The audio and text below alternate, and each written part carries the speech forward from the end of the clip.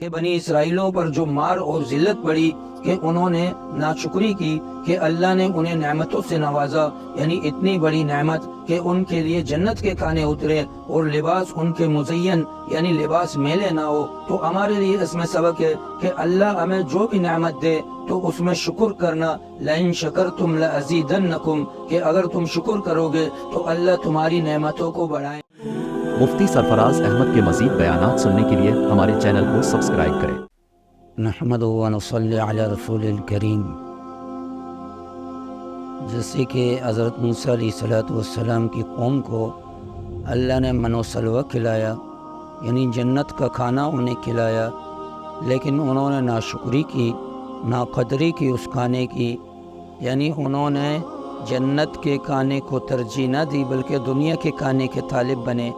اب اللہ تبارک و تعالیٰ نے فرمایا جاؤ محنت کرو، یعنی اس سے ترکاری، پیاز، یعنی جو بھی تم کھیتی باڑی کر سکتے ہو ان کو کہا کہ کھیتی باڑی کرو۔ اب انہوں نے دنیا کے کھانے کو ترجیح دی، جنت کے کھانے کو ٹکرایا۔ ٹکرانے کی وجہ یہ کہ انہیں بار بار ایک ہی کھانا مل رہا تھا تو انہوں نے ناشکری کی، تو ان ناشکری کی وجہ سے اللہ کی مار ان پر پڑی، ان پر ذلت کی مار پڑی، وہ ذلیل ہو گئے۔ اب یہ واقعہ جو تفصیلاً بیان کیا گیا اس میں ہمارے لیے ایک عبرت ہے، ایک سبق ہے۔ یہ قرآن کریم میں جو واقعات بیان کیے گئے یہ ہمارے لیے ایک اس میں سبق ہے۔ اب اس واقعے میں سب سے پہلا سبق کیا ہمیں ملتا ہے کہ بنی اسرائیل کو اللہ نے فرعون سے نجات دی، تو یعنی انہوں نے پہلے تکالیف اٹھائی، مشکلات اٹھائے، مشکلات تکالیف کے بعد اللہ نے ان کے لیے آسانی کر دی۔ اب ہمارے لیے بھی یہی ہے کہ ابتدا میں اگر ہمیں کوئی تکلیف یا مصیبت پہنچتی ہے تو اس تکلیف اور مصیبت کے بعد آسانی ہے۔ جیسے قرآن کریم میں اللہ فرماتے ہیں ان مع العسر یسرا، بے شک مشکلات کے ساتھ آسانی ہے۔ تو ابتدا میں مشکلات، پھر اس کے بعد اللہ تبارک و تعالی آسانی کے راستے کھول دیتا ہے۔ اور اس واقعے میں دوسرا سبق ہمیں یہ ملا کہ بنی اسرائیلیوں نے جب بچڑے کو یعنی گائے کو دیکھا کہ لوگ اس کی عبادت کر رہے ہیں تو انہوں نے یہ سوچا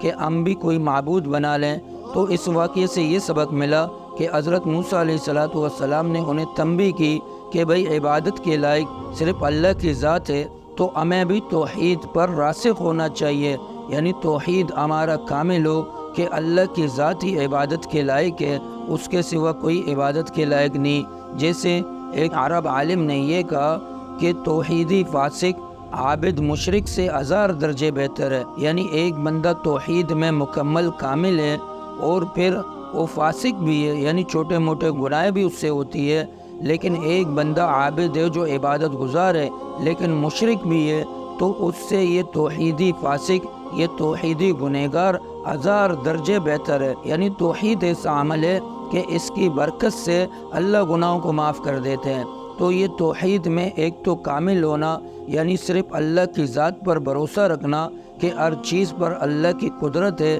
ہر چیز اللہ کی ذات کرتی ہے، اور ہمارا ایمان اللہ کی ذات پر ہو، اللہ کے بھیجے ہوئے رسولوں اور کتابوں پر ہو، یعنی توحید میں کامل ہو۔ اور تیسری چیز کہ بنی اسرائیلوں پر جو مار اور ذلت پڑی کہ انہوں نے ناشکری کی کہ اللہ نے انہیں نعمتوں سے نوازا، یعنی اتنی بڑی نعمت کہ ان کے لیے جنت کے کھانے اترے اور لباس ان کے مزین یعنی لباس میلے نہ ہو اور کبھی پھٹے نہ، یعنی اللہ نے انہیں نعمتوں سے نوازا لیکن ان نعمتوں کے باوجود بھی انہوں نے ناشکری کی۔ تو ہمارے لیے اس میں سبق ہے کہ اللہ ہمیں جو بھی نعمت دے تو اس میں شکر کرنا، لئن شکرتم لازیدنکم، کہ اگر تم شکر کرو گے تو اللہ تمہاری نعمتوں کو بڑھائیں گے، اگر تم نے ناشکری کی تو تمہارے لیے دردناک عذاب ہے۔ تو اللہ جو بھی نعمت دے جس حال میں بھی رکھے، انسان کو ہر وقت اس رب کا شکر ادا کرنا چاہیے کہ اللہ تبارک و تعالیٰ نے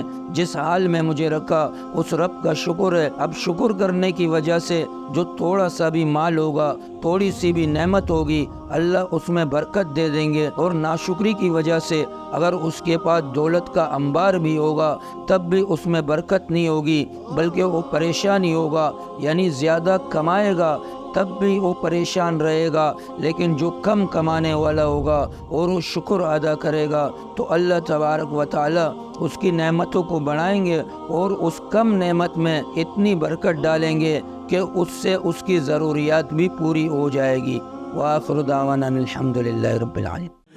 مفتی سرفراز احمد کے مزید بیانات سننے کے لیے ہمارے چینل کو سبسکرائب کریں۔